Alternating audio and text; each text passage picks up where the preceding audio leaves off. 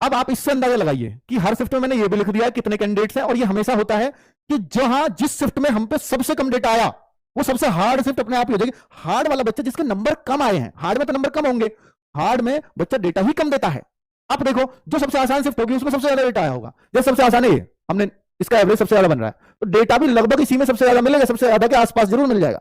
ये मतलब अंडरस्टूड है ये बात कि लगभग ऐसा ही होता है कि जहां जिस शिफ्ट में बच्चों के ज्यादा अच्छे मार्क्स आ रहे होते हैं उस शिफ्ट के बच्चे गूगल फॉर्म को बढ़ चढ़ के भरते हैं कि मेरा भी होगा, मेरा भी होगा। और जिस शिफ्ट में बच्चों का पेपर बिगड़ा हुआ होता है, जिसका एवरेज घट रहा होता है, उस शिफ्ट के बच्चे डेटा भरने में, अरे मेरा तो होना ही नहीं है, मैं क्यों ही भरूं, देख लूंगा वीडियो।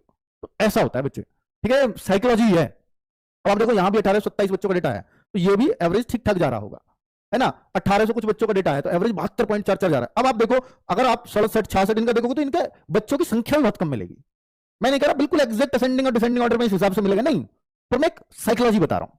आप भी तो यही मानोगे कि नहीं, जब आपका खराब हो जाएगा पेपर आपका मन करेगा कि कहीं अपना डेटा देने का, यार क्या है बेकार है, क्यों देखूं, है ना। तो अब अगर देखो तो भाई ये 3 मार्च की थर्ड शिफ्ट का एवरेज सबसे ज्यादा बन रहा है, तो हम ये कह सकते हैं कि ये शिफ्ट जो है ना सबसे आसान में रही होगी। इसी यही बेस है हमारे पास, और भाई ये सटीक बैठता है। अब तक जितनी भी चीजें बताई है ना नॉर्मलाइजेशन के मामले, ये तो हो सकता है कि मैं नॉर्मलाइजेशन इसमें 6 का बताऊं, वहां 8 का मिल जाए, वहां 9 का मिल जाए, पर ऐसा नहीं होगा कि इस शिफ्ट को आसान बताया तो ये वहां 8 में आ जाएगी, ये कभी नहीं हो सकता, ठीक है। या इस शिफ्ट को फायदा मिल जाएगा, नहीं। देखो मैंने प्लस माइनस दोनों का नॉर्मलाइजेशन रखा, पर ये माइनस वाला है नहीं, कहीं कर नहीं रखा इन्होंने, तो इस माइनस वाले को हटा देना। तो एवरेज मार्क्स से जैसे एसएससी करती है मैं वैसे ही कर रहा हूं, और ऐसा ही यहां भी किया गया है अब तक जितनी भी चीजें देखी गई हैं। हालांकि अगर आप देखोगे टेक्नीशियन में तो 35-35 मार्क्स भी बच्चों के बड़े हैं, है ना, तो वहां पेपरों में उस हिसाब से फर्क भी आया होगा। यहां ये दिखाता है कि पेपर के लेवल में बहुत ज्यादा अंतर किसी दिन भी नहीं रहा।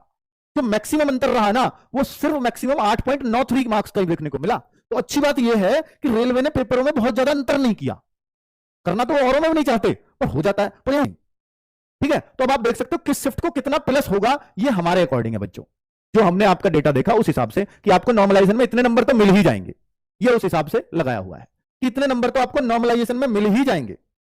ये जो आपके सामने लिखे हुए हैं इतने कम से कम मिल जाएंगे, इससे ज्यादा क्या मिलेगा नहीं पता, पर इतने कम से कम मिल जाने चाहिए हर शिफ्ट को। अगर मान लो ये 9 नंबर दिया है मैंने 8.93, हो सकता है ये चला जाए 12-13, तो सभी इस रेशो में फिर बढ़ जाएंगे, समझ में आ रही है। अगर ये मान लीजिए 9 का 18 हो गया तो सब दुगने दुगने हो जाएंगे, तो ये उस हिसाब से बनता है, ठीक है। चलो तो ये शिफ्ट वाइज नॉर्मलाइजेशन आपको समझ में आ गया कि मेरी शिफ्ट में कितना क्या बनेगा, मेरी शिफ्ट कैसी थी, आसान थी, मुश्किल थी, उससे पता लग जाता है। अब कैटेगरी